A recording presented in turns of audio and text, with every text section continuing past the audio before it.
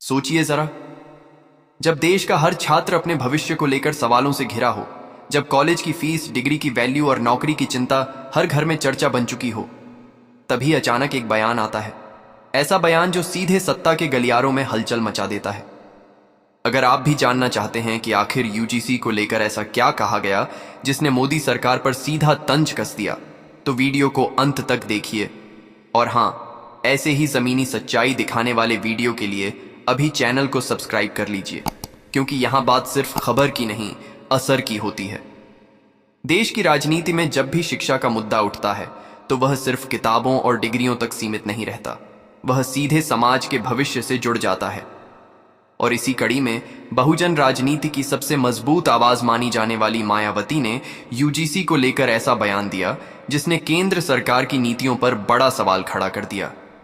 मायावती का यह बयान न तो अचानक था और न ही बिना सोच समझ के, बल्कि इसके पीछे वो अनुभव और राजनीतिक समझ है जो दशकों से सत्ता और व्यवस्था को नजदीक से देखने के बाद बनी है। मायावती ने साफ शब्दों में कहा कि यूजीसी के जरिए जो फैसले लिए जा रहे हैं वो शिक्षा सुधार के नाम पर छात्रों पर बोझ बढ़ाने वाले साबित हो रहे हैं। उन्होंने तंज कसते हुए कहा कि सरकार बड़े बड़े दावे तो करती है, लेकिन जमीनी हकीकत यह है कि आज भी लाखों छात्र सही सुविधाओं, स्कॉलरशिप और स्थायी शिक्षकों के लिए तरस रहे हैं। उनके मुताबिक शिक्षा को सुधारने का मतलब सिर्फ नियम बदलना नहीं होता, बल्कि यह देखना होता है कि उन नियमों का असर किस पर पड़ रहा है। उन्होंने खास तौर पर दलित, पिछड़े और आर्थिक रूप से कमजोर छात्रों का जिक्र करते हुए कहा कि इन्हीं वर्गों के लिए सरकारी विश्वविद्यालय और यूजीसी की भूमिका सबसे अहम होती है। अगर इन्हीं संस्थानों को कमजोर किया गया तो निजी संस्थानों का रास्ता अपने आप खुल जाएगा, जहां पढ़ाई सिर्फ उन्हीं के लिए रह जाएगी जो भारी भरकम फीस भर सकते हैं। मायावती ने कटाक्ष करते हुए कहा कि क्या यही सबका साथ सबका विकास है, जहां गरीब छात्र बाहर खड़ा रह जाए और शिक्षा अमीरों की जागीर बन जाए। अपने बयान में उन्होंने यह भी इशारा किया कि यूजीसी जैसे संवैधानिक महत्व के संस्थान को राजनीतिक दबाव से मुक्त रहना चाहिए। मायावती का कहना था कि जब भी सरकारें अपनी नीतियों को थोपने लगती हैं, तब सबसे पहले नुकसान छात्रों का होता है। उन्होंने कहा कि शिक्षा कोई प्रयोगशाला नहीं है जहां हर कुछ साल में नए नए प्रयोग करके पीढ़ियों के भविष्य से खेला जाए। मायावती ने सरकार पर यह तंज भी कसा कि एक तरफ नई शिक्षा नीति और सुधारों की बात की जाती है, दूसरी तरफ विश्वविद्यालयों में शिक्षक पद खाली पड़े हैं, रिसर्च के लिए फंड कम हो रहा है और छात्रों को मिलने वाली सहायता लगातार घटती जा रही है। उन्होंने पूछा कि अगर यूजीसी सच में छात्रों के हित के लिए काम कर रहा है तो फिर ये बुनियादी समस्याएं आज तक क्यों नहीं सुलझ पाईं।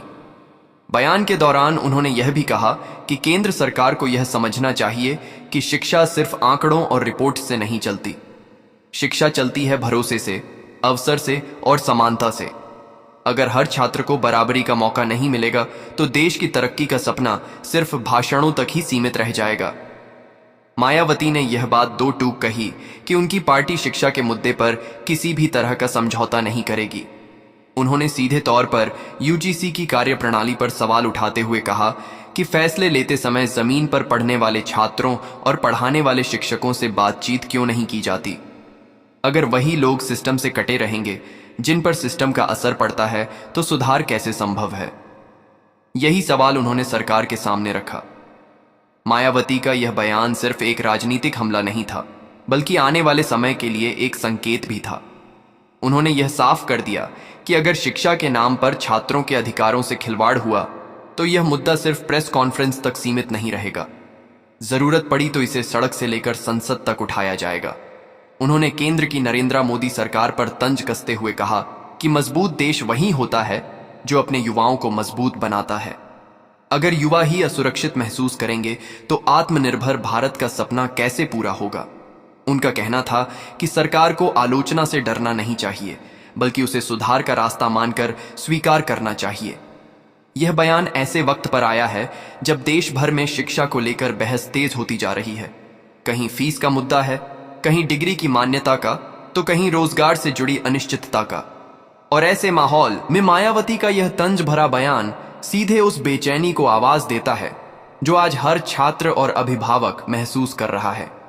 अब सवाल यह है कि क्या सरकार इस बयान को सिर्फ राजनीति मानकर नजरअंदाज करेगी या फिर वाकई यूजीसी और शिक्षा व्यवस्था को लेकर आत्ममंथन करेगी। यही सवाल आने वाले दिनों में देश की सियासत और शिक्षा दोनों की दिशा तय करेगा।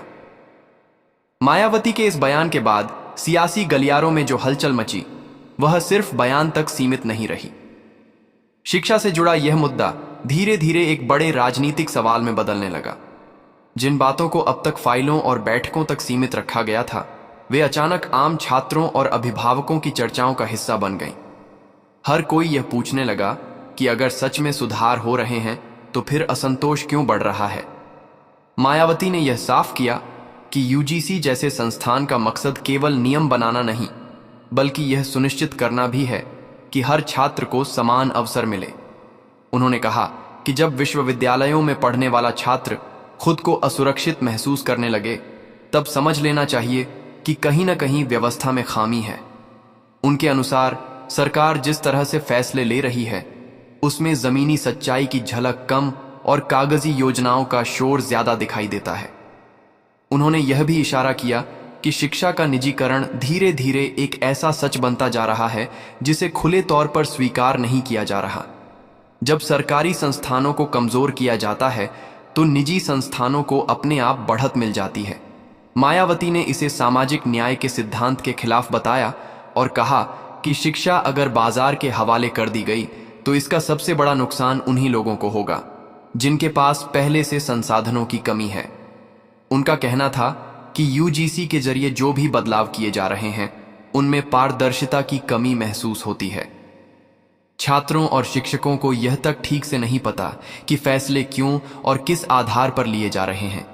मायावती ने कहा कि अगर सरकार वाकई छात्रों के हित में काम कर रही है तो उसे डर किस बात का है।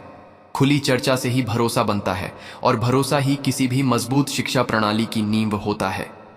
इस बयान के बाद विपक्षी दलों में भी हलचल देखने को मिली। कई नेताओं ने मायावती की बातों का समर्थन करते हुए कहा कि शिक्षा पर सवाल उठाना राजनीति नहीं बल्कि जिम्मेदारी है। वहीं सरकार समर्थक खेमे ने इसे हमेशा की तरह राजनीतिक बयान करार देने की कोशिश की। लेकिन सच्चाई यह है कि यह मुद्दा अब सिर्फ नेताओं तक सीमित नहीं रहा बल्कि छात्रों की आवाज बनता जा रहा है। मायावती ने यह भी कहा कि शिक्षा के साथ किया गया कोई भी समझौता आने वाले दशकों तक देश को कमजोर कर सकता है। उन्होंने चेतावनी दी कि अगर आज छात्रों की बात नहीं सुनी गई तो कल यही असंतोष बड़े आंदोलन का रूप ले सकता है। उनका यह बयान सीधे तौर पर एक संदेश था कि बहुजन समाज पार्टी शिक्षा के मुद्दे पर पीछे हटने वाली नहीं है। उन्होंने सरकार को यह याद दिलाया कि इतिहास गवाह है, जब जब शिक्षा को नजरअंदाज किया गया तब तब समाज में असमानता और अस्थिरता बढ़ी है। मायावती का मानना है कि मजबूत राष्ट्र वही होता है जो अपने युवाओं को सिर्फ सपने नहीं बल्कि उन्हें पूरा करने के साधन भी देता है। इस पूरे मामले ने एक बार फिर यह सवाल खड़ा कर दिया है कि क्या देश की शिक्षा नीति वाकई छात्रों के भविष्य को ध्यान में रखकर बनाई जा रही है या फिर यह सिर्फ आंकड़ों और भाषणों की दुनिया तक सीमित है। मायावती के तंज में छिपा यह सवाल अब हर उस इंसान के मन में है जो शिक्षा को बदलाव का सबसे बड़ा हथियार मानता है। आने वाले दिनों में यह देखना दिलचस्प होगा कि सरकार इस मुद्दे पर क्या रुख अपनाती है।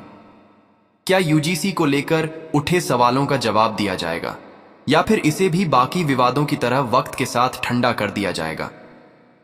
लेकिन एक बात तय है, मायावती के इस बयान ने शिक्षा और राजनीति के रिश्ते पर एक नई बहस जरूर छेड़ दी है जो आसानी से खत्म होने वाली नहीं है। तो अब सवाल सिर्फ यूजीसी या किसी एक फैसले का नहीं रह जाता। सवाल उस सोच का है जो देश के करोड़ों छात्रों के भविष्य को तय करती है। आज अगर इन सवालों को दबा दिया गया तो कल यही चुप्पी सबसे बड़ी परेशानी बनकर सामने आएगी। मायावती का यह तंज भरा बयान हमें यही याद दिलाता है कि शिक्षा कोई छोटा मुद्दा नहीं बल्कि पूरे देश की दिशा तय करने वाला आधार है। अब फैसला आपके हाथ में है। क्या यह आवाज सिर्फ एक बयान बनकर रह जाएगी या फिर यह बहस हर छात्र, हर अभिभावक की आवाज बनेगी?